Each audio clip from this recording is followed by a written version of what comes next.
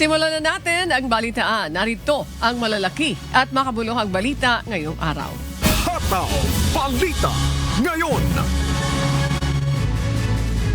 Lalo pang pagtitibayin ng Pilipinas at Mongolia ang bilateral relations. Ugnayan sa pagitan ng dalawang bansa.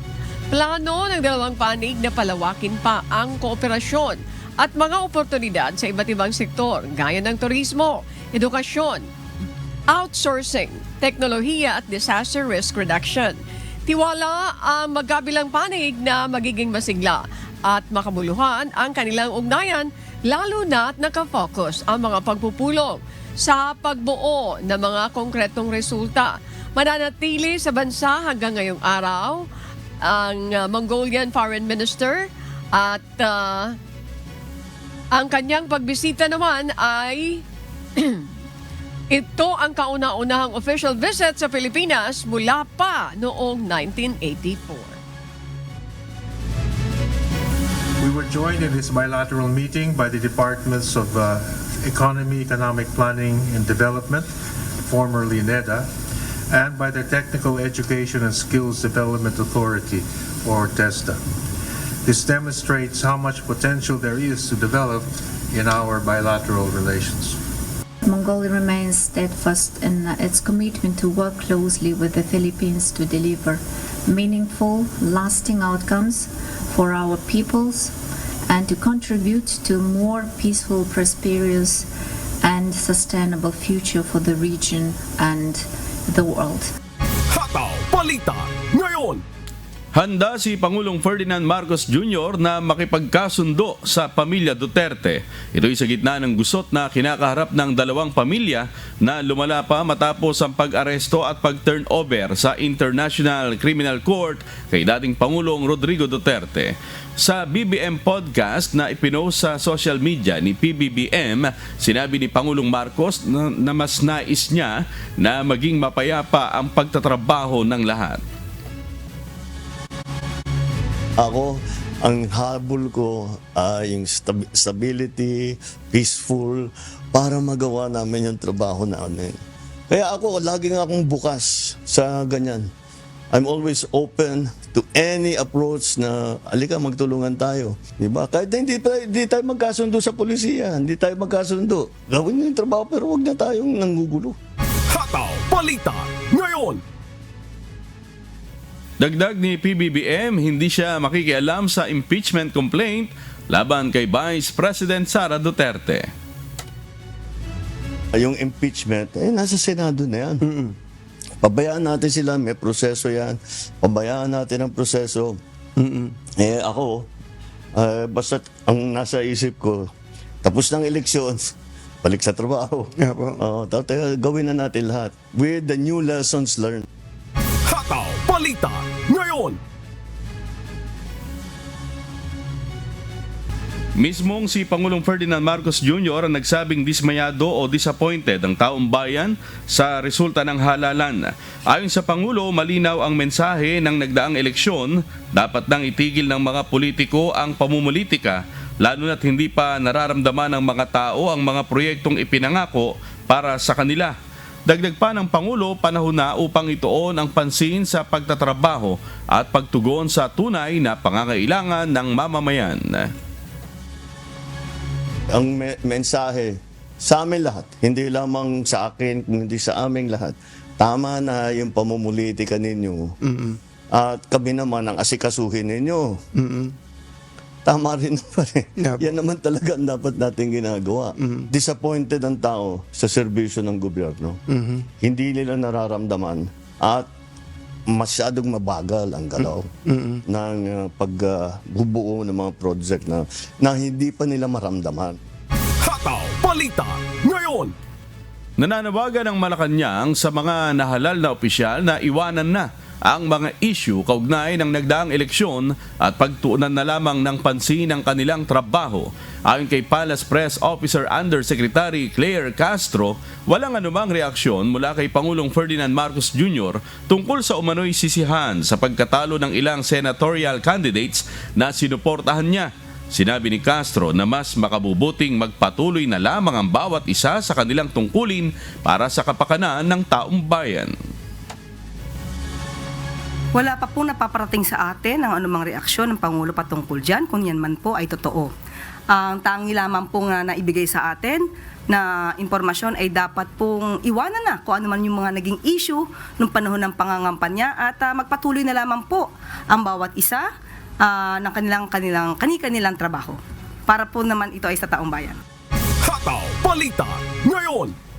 Mariing kinundina ng bagong henerasyon at Duterte Youth Party List ang desisyon ng National Board of Canvassers na ipagpaliban ang kanilang proklamasyon sa pagkapanalo sa 2025 midterm elections. Ayon sa BH Party List, wala silang natanggap o narinig na detalye ukol sa kasong dahilan ng pagsuspinde ng kanilang proklamasyon, kaya't labag ito sa proseso at saligang batas. Samantala, plano ng Duterte Youth na dalhin sa Korte Suprema ang issue, lalo't ang kaso ay laban sa kanila ay mula pa noong 2019 at hindi na-aksyonan ng COMELEC.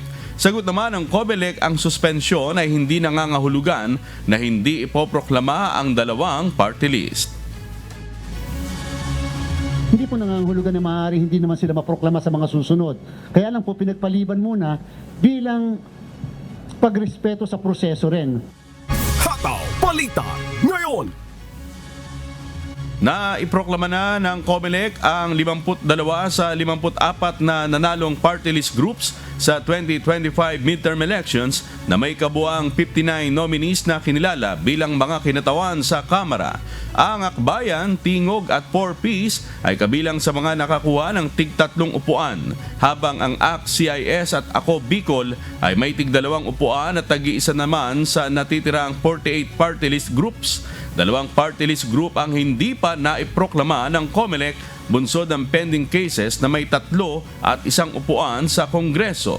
Samantala, tiniyak din ng COMELEC na magiging mahigpit sila sa pagsala sa mga aplikasyon ng mga party list group sa mga susunod na halalan upang masigurong tumutugon ang mga ito sa layuning kumatawan sa marginalized at underrepresented sectors. Wala na makakagamit ng pangalan ng telenovela, wala na makakapagamit yung sa mga magpapa-accredit ng pangalan ng isang ayuda ng pamahalaan. Tama na po yun. Dapat nakabase na sa advokasya. Hataw Balita Ngayon. Kumpiyansa si Leila de Lima ng ML Party List na malakas ang kaso laban kay BP Sara Duterte, kaya tinanggap niya ang alok na maging bahagi ng prosecution panel sa impeachment trial. Tututukan naman ng Akbayan Party List na nakakuha ng 3 upuan ang pagtaas ng presyo ng bilihin, krisis sa edukasyon at unemployment, ayon kay Chel Jokno na siyang first nominee ng Akbayan. Sinabi ni Alfredo Garbin ng Ako Bicol na isusulong nila ang pag-amyenda sa economic provisions ng konstitusyon para makahikayat ng mas maraming dayuhang mamumuhunan, habang plano ng PhilReca na ipagpatuloy ang pagpapailaw sa 3 milyong sambahayan na wala pa ring kuryente sa buong bansa. Hataw Balita Ngayon. Umaasa ang Commission on Elections o COMELEC na madadagdagan pa ang benepisyo o kompensasyon ng mga guro at election workers na magsisilbi sa susunod na halalan sa bansa. Ayon kay COMELEC Chairman Attorney George Erwin Garcia, dapat magkaroon ng batas upang madagdagan ng honoraria ng poll workers. Sana automatically sa bawat eleksyon, meron dagdag kaagad na escalation. Para naman din, batas na yon. Hindi na natin inihingi at sasama sa budget. At saka may additional dapat pang ibang benefits. Halimbawa, nakalagay sa batas, 5 days incentive leave. Baka naman pwedeng gawin na. Ginawa namin 10 eh.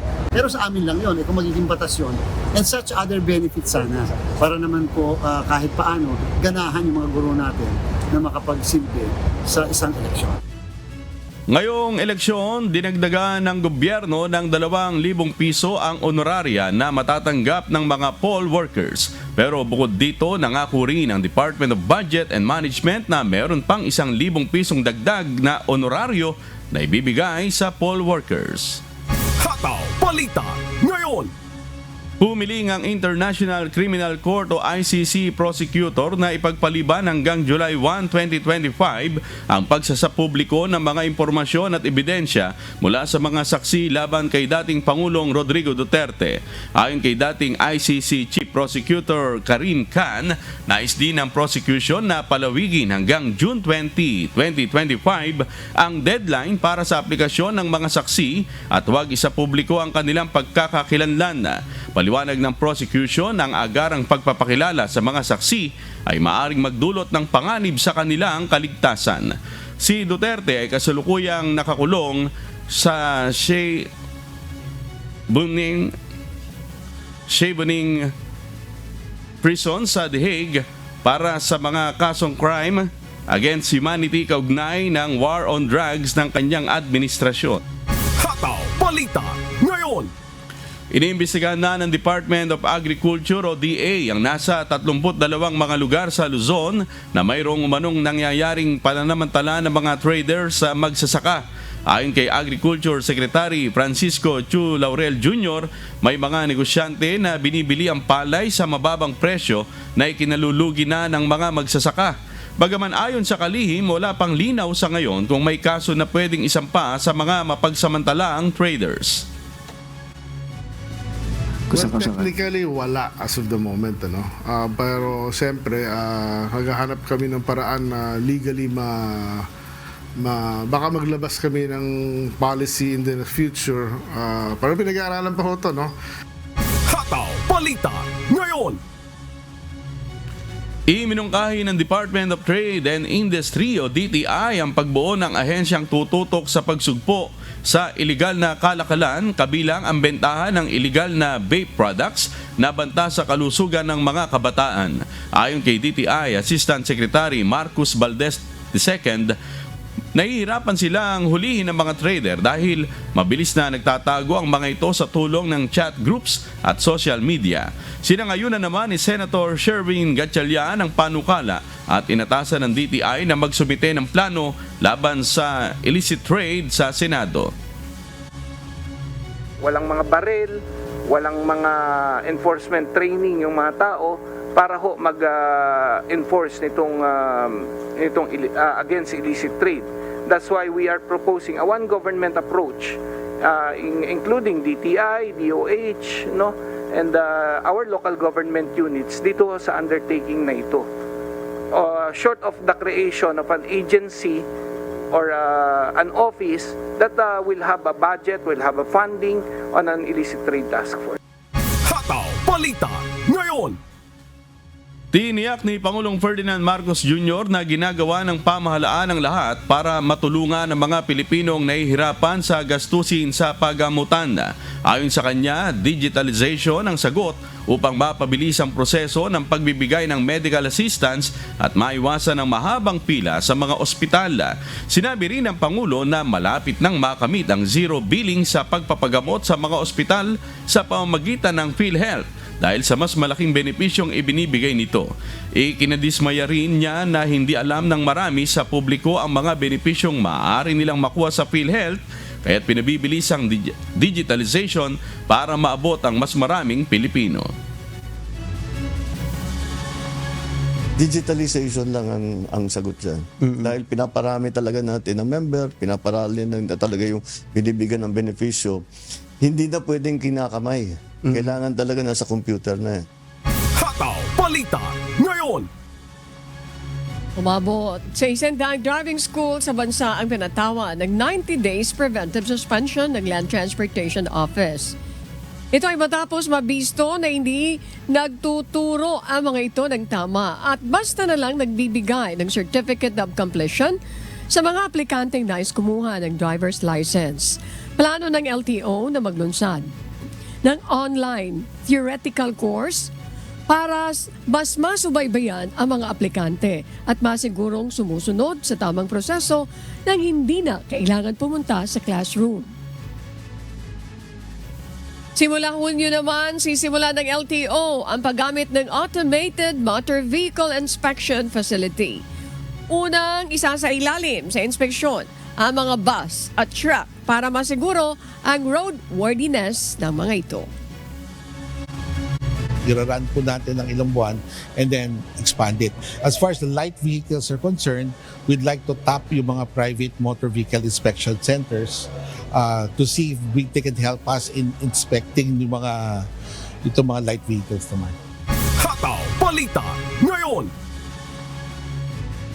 Inaasahan ng Pag-asa na 26 na lugar sa bansa ang makararanas ng heat index na aabot naman sa 42 degrees Celsius hanggang 46 degrees Celsius ngayong araw ng Martes, Mayo 20. Kabilang sa mga lugar na may pinakamataas na heat index ay ang Apari, Cagayan, na makararanas din ng init na aabot naman sa 46 degrees Celsius, Lawag City, Ilocos Norte at Dagupan City at Pangasinan na may 44 degrees Celsius at Batac, Ilocos Norte na may 43 degrees Celsius. Payo ng Pag-asa, iwasan ang labis na paglabas sa init, manatiling hydrated at magsuot ng preskong damit upang maiwasan ang heat stroke at heat exhaustion. Hataw Balita ngayon. Samantala, inaasang aabot naman sa 1.837 million na tonelada ang produksyon ng asukal sa kabila ng epekto ng El Nino phenomenon. Ayon sa Sugar Regulatory Administration, ito ay 5% mas mataas sa unang estimate ng ahensya na 1.782 metric tons. Sa kasalukuyan, pinakamalaking bahagi ng produksyon ng asukal ay mula naman sa Visayas na sinundan ng Mindanao at Luzon. Ayon sa SRA Administrator kay SRA Administrator Pablo Luis Ascona, pinili ng mga magsasaka na muli magtanim ng bagong SRA varieties dahil sa patas na farm gate prices na maaaring makabawi sa mataas na gastos sa produksyon.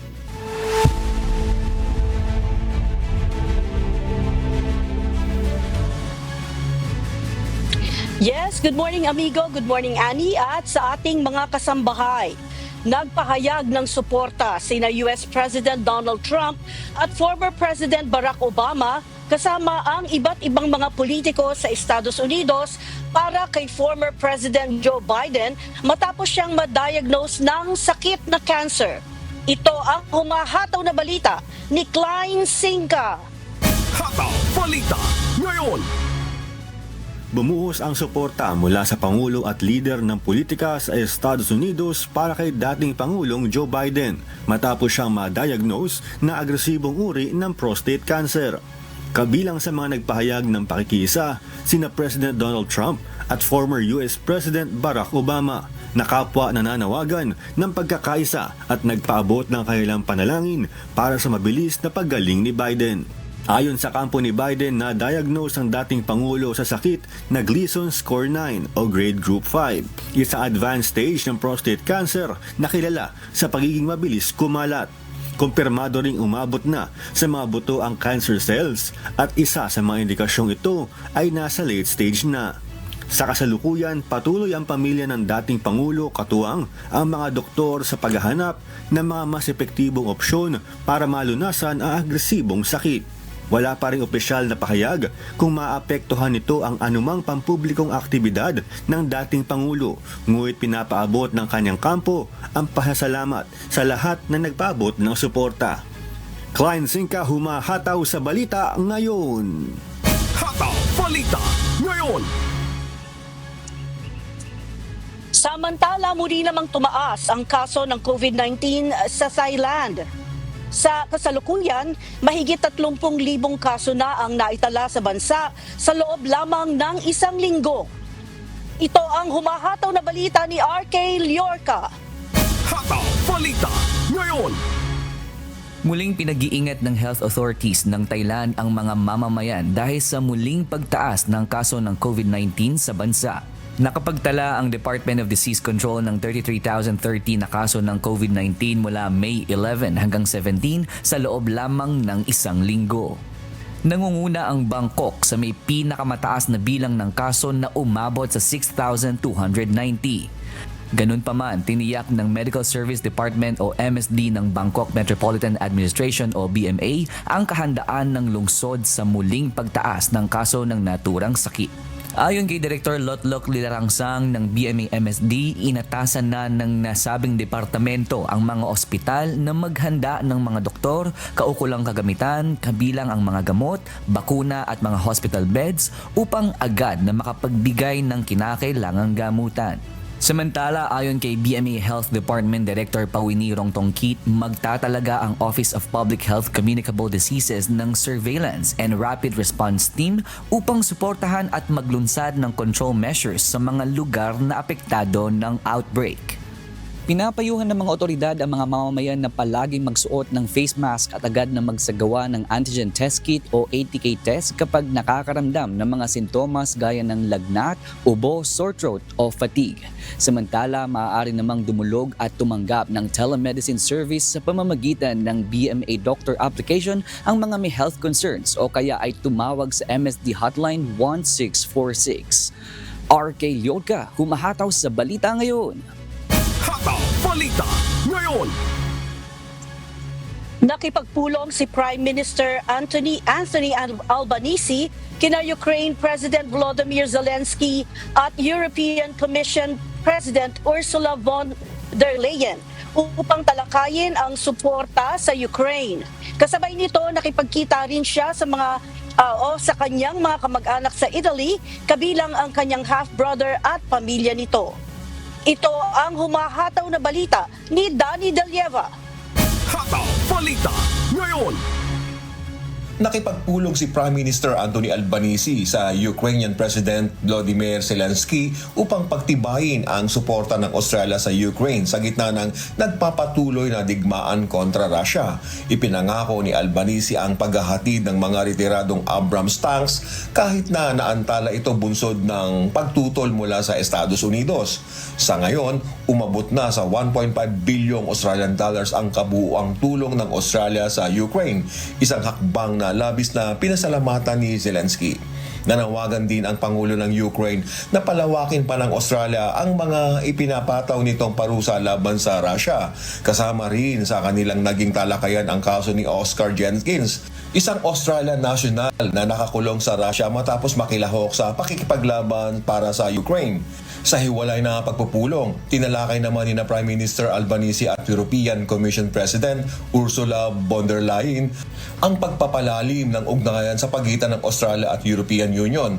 Ayon kay von der Leyen, ang pabago-bagong kalagayan ng pandaigdigang seguridad ay naglalatag ng pangangailangan para sa mas matibay at malawak na strategic partnership. Ibinahagi niya na nakapagpatibay na ang EU ng mga kasunduan at seguridad at depensa sa South Korea at Japan at malapit nang lagdaan ang kahalintulad na kasunduan sa United Kingdom. Ipinahayag ni Albanese ang kanyang positibong pananaw sa ideya ng kasunduan sa pagitan ng Australia at EU, ngunit binigyang diin niyang nasa paunang yugto pa lamang ang mga pag-uusap. Kasabay nito, masaya rin siyang nakipagkita sa kanyang half-brother at iba pang kamag-anak na naglakbay mula sa Puglia region ng Italy upang makasama siya. Danny Delieva, humahataw sa Balita Ngayon. Hataw Balita Ngayon. At yan po ang mga balita mula sa iba't ibang panig ng mundo. Mula po rito sa Austin, Texas, USA, ako si Marie Peñaranda. Magandang araw. Amigo?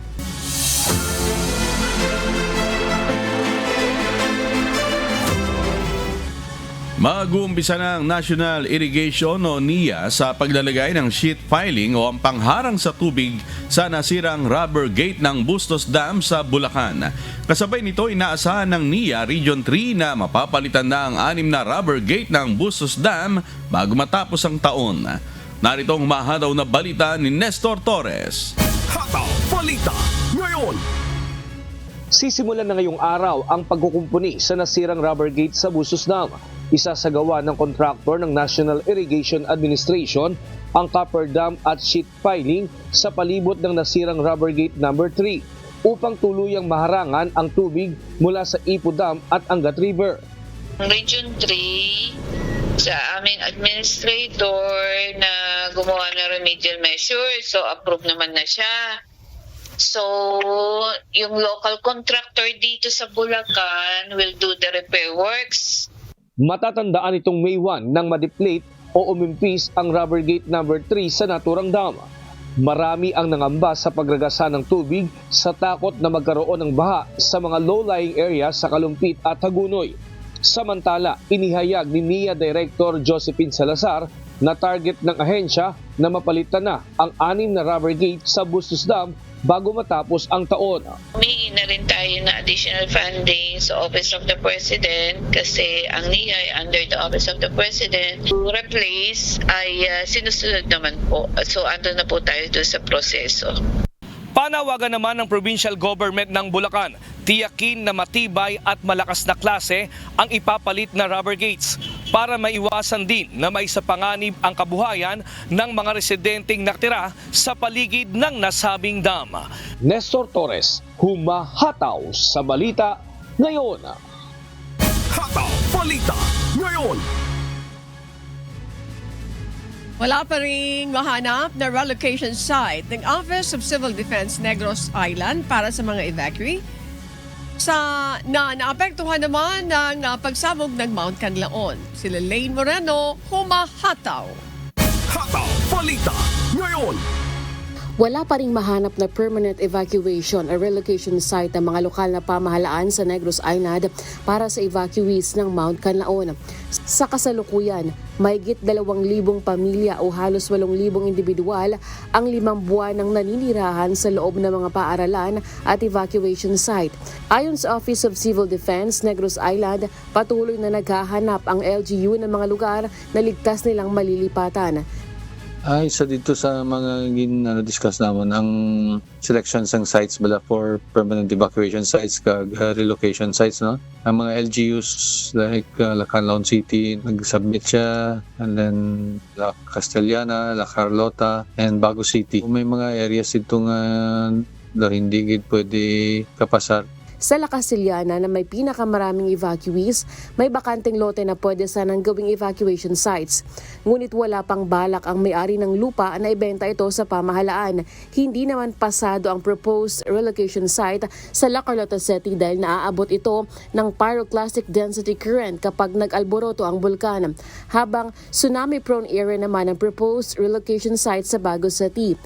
Ang mga apektadong LGU ang maaaring magsumite ng kanilang budget request sa Department of Budget and Management para mapondohan ang pagpapatayo ng mga relocation site. Ayon sa OCD, hanggang nananatili ang aktibidad ng bulkan, posibleng abutin pa hanggang barangay at sangguniang kabataan elections ang mga evacuees sa mga evacuation centers. Samantala, pinapayagan na ang mga residente na makauwi sa kanilang bahay para alagaan ang kanilang mga hayop o pananim. Maigpit naman silang minomonitor dahil may mga napaulat na ilang mga evacuees na nagpapalipas ng gabi doon sa kanilang mga tirahan. Para makalabas ng evacuation center, kailangan nilang kumuha ng pass slip sa kanilang mga camp manager para may maipakita sila sa mga border checkpoint. Balik na nato ng ang pagtugot sa mga head of the families nga makabisita sa ilang mabalay during the window hours natin from 6 a.m. to 4 p.m. Noong nakaraang linggo, ipinagbawal muna ang pagpasok sa loob ng permanent danger zone matapos pumutok ang bulkan. Lelaine Moreno, humahataw sa Balita Ngayon. Hataw Balita Ngayon. Matagal na ang problema sa makukuhanan ng malinis na tubig na inumin sa isla ng Zapato sa bayan ng Balud. Bunsod nito, maglalagay ng Air to Water Technology ang Department of Social Welfare and Development o DSWD Bicol. Ito para matugunan ang kakulangan sa supply ng malinis na tubig sa isla. Si Jerry Galicia, humahataw. Hataw Balita Ngayon. Nagsagawa na ng pag-aaral at konsultasyon ang Department of Social Welfare and Development o DSWD Bicol sa isla ng Zapato sa bayan ng Balud, Masbate itong nakarang linggo para sa pilot implementation ng Air to Water o AWT technology. Layunin ng proyekto na tugunan ang matagal ng kakulangan sa malinis na inuming tubig sa isla. Ang AWT ay isang teknolohiyang kumukuha ng tubig mula sa humidity ng hangin na ginagamit na rin ng NATO sa mga rehiyong may krisis sa supply ng tubig. Sinuri ng DSWD Bicol ang feasibility ng deployment sa pamagitan ng community consultations kasama ang barangay officials, volunteers at municipal leaders. Kabilang sa mabatayan ng pagpili sa Balud bilang pilot site ay ang mataas na kaso ng malnutrisyon, poverty incidents, limitadong access sa tubig, presensya ng Kalahi CIDSS Evacuation Center at pagiging isla na vulnerable sa sakuna. Kasama sa assessment team sina DSWD Region 5 Director Norman Laurio, Kalahi CIDSS National Program Manager Attorney Bernadette Mapue Joaquin at Disaster Response Management Group Head Diana Rose Kahipe. Nauna nang na-deploy ng DSWD ang AWT technology sa Camarines Sur noong 2024 matapos ang pananalasa ng Tropical Storm Christina.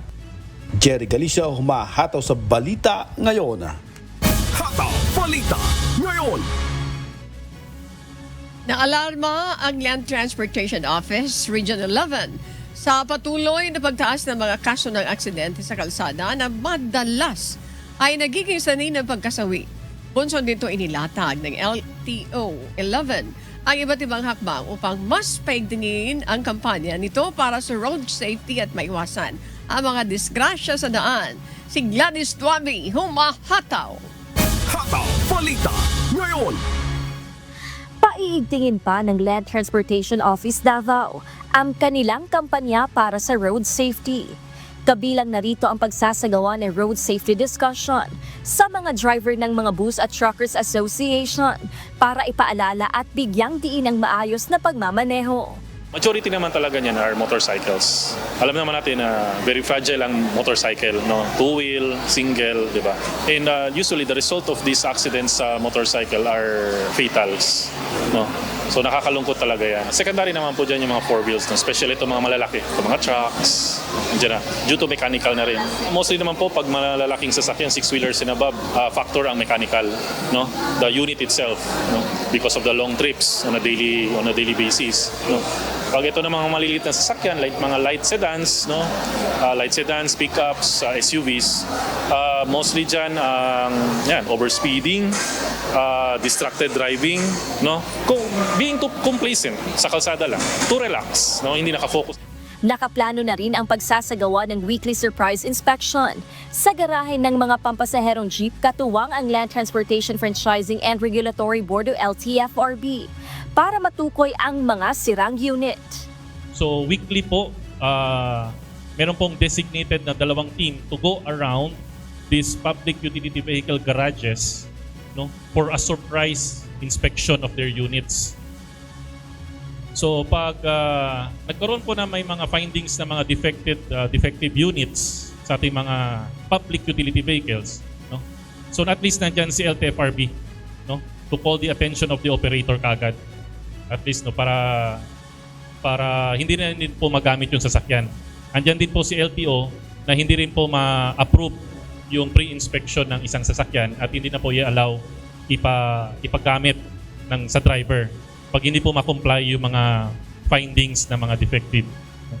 Dahil sa issue ng mga fixer, asahan ang mga caravan at outreach sa mga barangay at paaralan para matiyak na tanging maingat at responsabling driver lamang ang mabibigyan ng lisensya.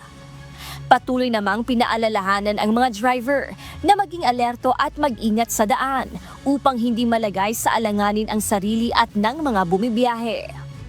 Gladys Tuabi, humahataw sa Balita Ngayon. Hataw Balita Ngayon. Nagkaloob ng nasa 25 laptop ang Department of Information and Technology Region 5 sa ilang mag-aaral sa Baao, Camarines Sur. Layo nito na mas mapabilis ang access ng mga mag-aaral sa impormasyon at teknolohiya. Si Ryan Salatandol, humahataw. Hataw Balita Ngayon. Nasa 25 units ng laptop ang ipinamahagi ng Department of Information and Technology Region 5 sa mga mag-aaral sa Baao Community College. Ang proyektong ito ay bahagi ng Project Click ng DICT na may layuning magbukas ng mas maraming oportunidad para sa mga mag-aaral upang maabot ang mas malaking tagumpay sa akademikong larangan. Layunin din ng proyektong mapalakas ang kaalaman ng mga mag-aaral sa information technology sa pamamagitan ng mga libreng digital tools na magiging mahalagang kagamitan sa kanilang pag-aaral. Labis namang ikinatuwa ng mga mag-aaral ang mga natanggap nilang laptop dahil ayon sa kanila, hindi na nila kailangang manghiram ng gamit o humanap ng tulong sa paggawa ng kanilang mga assignment at mga report sa paaralan. Nangako rin sila na gagamitin ang mga natanggap na laptop para sa kanilang pag-aaral at iingatan ito ng mabuti. Ryan Salatandol, humahataw sa balita ngayon. Hataw Balita Ngayon. Makakapanayam natin ngayong umaga si Jail Superintendent Noel P. Corpus ng Teresa District Jail para kumustahin ang kalagayan ng mga persons deprived of liberty o PDLs. Magandang umaga po, Jail Superintendent Corpus. Maraming salamat po at pinaunlakan niyo po kami ngayong umaga. Yes, magandang umaga rin, Miss Ami, sa ating mga tagapakinig sa UNTV. Good morning po sa lahat. Okay, mag-umpisa na po tayo. Yes po. I was surprised dito nung nakita ko ito. Parang maganda ang jail ninyo. Okay, tell us about. Kung i-compare ko sa iba, ha? Sorry, ha? Yes. Actually, Miss Ani, ang Teresa District Jail is one of the pioneer project of our provincial government, kay Governor Nini. So sila po ang nagpatayo ng jail natin, ng facility natin. So grateful kami sa kanila kasi natugunan po nila yung pangangailangan ng jail natin. The old Teresa District Jail, Miss Ani, baka hindi po kayo maniniwala, ang area po niya talaga is not fit for human. Okay. Because jail supposed to be, this is the place for reformation. Di ba Yes po? po, Okay. po. Kumusta ang kalagayan ng mga preso dito sa Teresa District Jail at ilan ang populasyon nyo dito po? Yes po. Sa ngayon po, meron po tayong 731 male PDLs. So far naman, okay naman po ang kanilang sitwasyon sa atin. Catered naman po natin ang mga needs nila. Okay. Ano yung kalimitan ng mga nakakulong dito? Yes, almost 70 to 80% ng ating mga PDLs ay nasa drug-related cases po yan, and then the rest na ibang petty crimes with some murder. Yan po. Okay. Kalimitan ang mga parusan niyan ay nasa ilang taon po? Actually, yung drug-related cases natin, Miss Annie, kung kukunin po natin lalo po yung selling yan, is life sentence po yan. Okay. Pero dahil po sa plea bargaining agreement ng court natin yan, ng justice system natin ngayon, pwedeng bumababa yan ng makukulong lang po sila. Halimbawa man po, masentensyan is nasa 2 to 3 years lang po. Okay. Yung petty crimes? Petty crimes, minsan yan, nasa 6 months to 1 year lang po. Now, ano yung kalimitang idinadaing ng mga sakit ng mga bilanggo na dito po sa nasasakupan niyo po? Yes po, actually ang mga common illness po ng PDLs natin is depende po yan sa sitwasyon. Mhm. Tulad po ngayon summer, bigla pong naglipanan yan mga hypertension, Okay. mga ubo at sipon, mga hika, mga suburban diseases, mga kati-kati, ganyan po. Okay. Alam mo, marami akong gusto itanong sa inyo po. Hindi nyo nalalaman. Yung background ni Sir, he is a civil engineer by profession and master of public administration. Okay. At this point po, Sir, bibigyan ko kayo ng pagkakataon na makapagtanong naman. Bibigyan ko ng pagkakataon na makapagtanong ang aking co-host dito, si Amigo Sherwin na nasa loob ng studio. Amigo Sherwin, nasa inyo po pagkakataon na matanong nyo si Jail Superintendent Noel Corpus. Go ahead, please. Thank you. Apo, Sir Noel, kamusta po? Yun hong ating mga pasilidad dyan po. Maluwag pa ba? O masikip na? Kagaya po sa ibang mga detention cell. Yes, good morning, Amigo Sherwin. Hindi naman po sa pagmamayabang, pero ang Teresa District Jail po ay isa sa pinakamaaluan na piitan po sa lalawigan ng Rizal. So, as of now po, maluwag naman po sila at komportable naman po silang lahat. Wala din ho ba tayong problema kagaya po sa ibang bilangguan ngayong panahon ho ng tag-init? Marami pong scabies o mga sakit sa balat sila, sir? Totoo po yan, pero sa atin po ngayon dito sa Teresa District Jail ay meron lang po mangilan-ngilan na may sakit sa balat. At ito naman po ay natutugunan ng ating jail nurse. Meron po tayong jail nurse 24 hours po yan a day. Pag hindi po kaya ng ating jail nurse, meron po kaming roving doctor na one text away lang naman po. And they can give advice.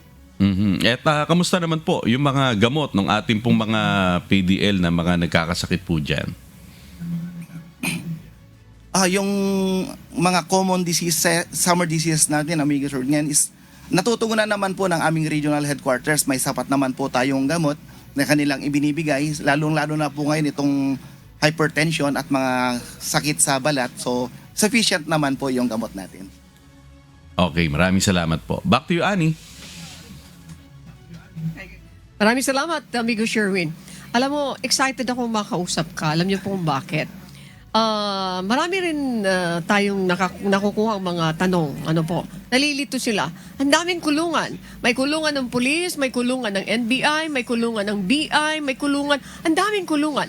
Pero ang isa sa tumatatak sa kanila, based on my experience na mayroon tayong mga nakakausap na humihingi po ng tulong sa public service program ni Kuya Daniel sa Serbisyong Bayanihan, sinasabi nila, yung ibang bilanggo, nakakagraduate sila. Anong bilangguan yun na nakakagraduate sila? Di ba ang tumatatak sa isip nila? The jail management and penology. Okay, what can you say about that? Yes, Miss Anya, part kasi ng program ng BGMP, this is an institutionalized program of the BGMP wherein lahat po ng mga piitan natin ay meron po tayo talagang a program for ALS. Yan po yung Alternative Learning School natin na kung saan marami po tayong mga PDL na naka-enroll po rito. Part po ng program namin is pagdating po sa amin ng PDL, ina-assess po agad yan ng aming Welfare and Development Officer. Tinatanong po yung PDL kung gustong mag-aral. And then ine-enroll po namin yan sila sa ALS. And then if they can successfully finish the program, meron po silang diploma. And this diploma is being issued by the DepEd. Kaya kwan po yan, it is an accredited learning institution. So sa BGMP po yan, institutionalized na po yan. Okay, kaya pala mga kasambahay, mayroon tayong mga nababalitaan na yung mga bilanggo nakagraduate na. Ano po, ng isang kurso, ng mga ganyan.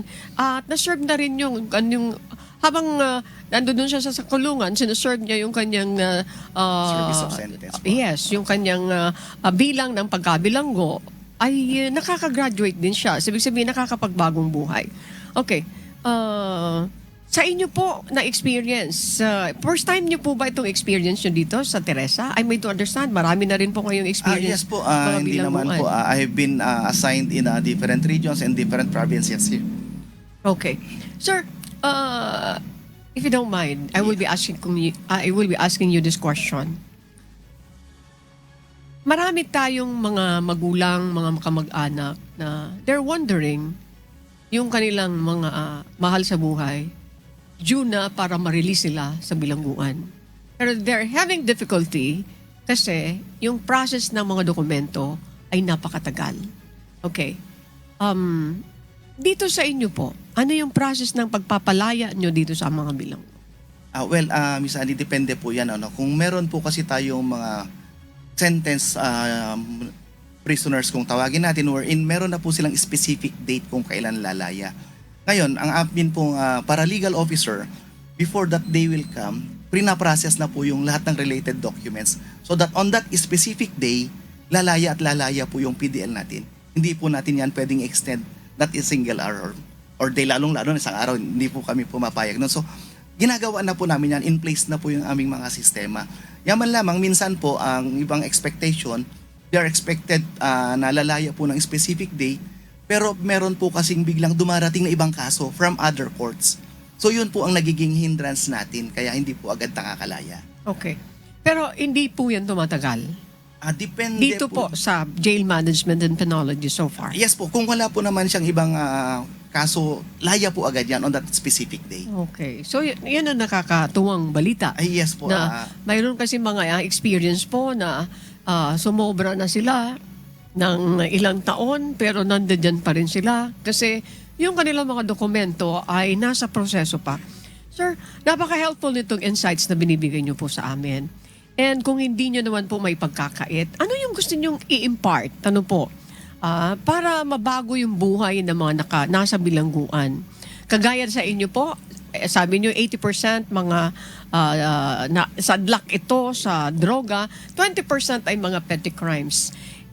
Ano yung gusto nyong i-impart sa mga bilanggo, sa mga kamag-anak nila? And at the same time, baka mayroon kayong mga bright ideas pa rin para naman mapabilis yung pag-process ng mga dokumento ng mga bilanggo na due for release na pero hindi pa nakakalaya dahil sa dami ng mga proseso na ginagawa. Go ahead, please, sir. Yes, Miss Annie. Actually, ang proseso ng pagbabago sa experience ko is wala po sa amin, wala sa mga jail officers. Sometimes, masakit na katotohanan, sumusunod lang po yan dala ng suot naming uniform. So ang ginagawa po namin is we treat them as human.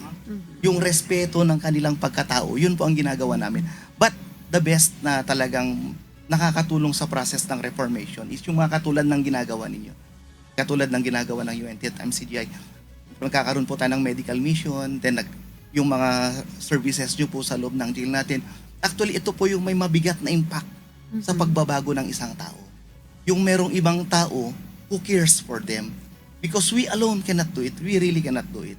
Kailangan talaga namin yung tulong ng community tulad ninyo. So, yun po talaga yung nagkakaroon ng magandang impact para sa rehabilitation ng ating mga PTL.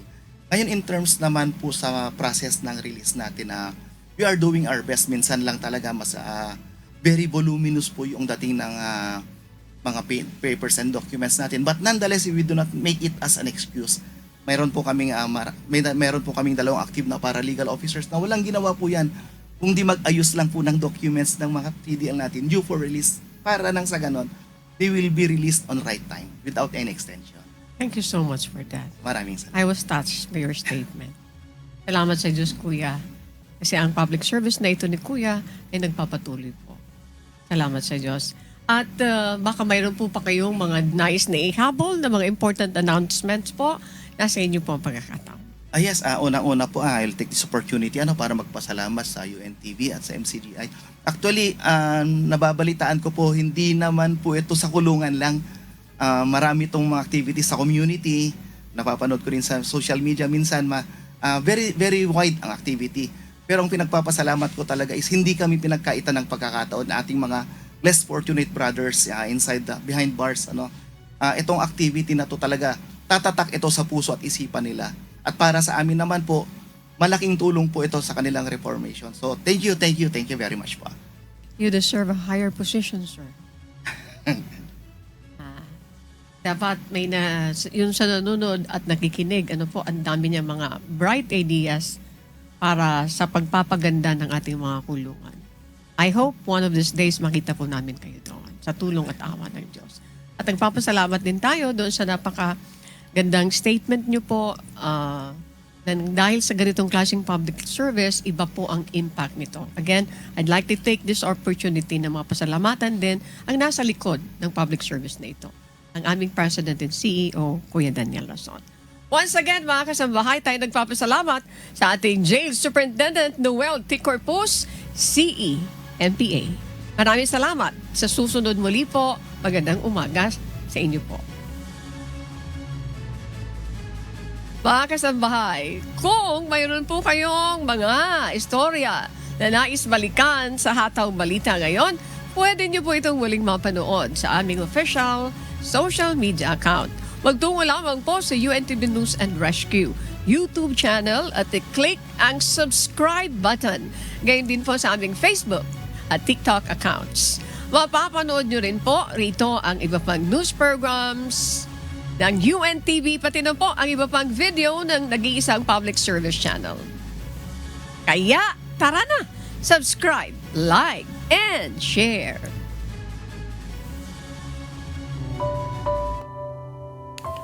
At sa aming ibabahaging mga salita ng Diyos na ating sandigan, mula sa Kawikaan, Kapitulo 29, talatang 23. Ang kapalaluan ng tao ay magbababa sa kanya, ngunit ang may mapagpakumbabang diwa ay magtatamo ng karangalan.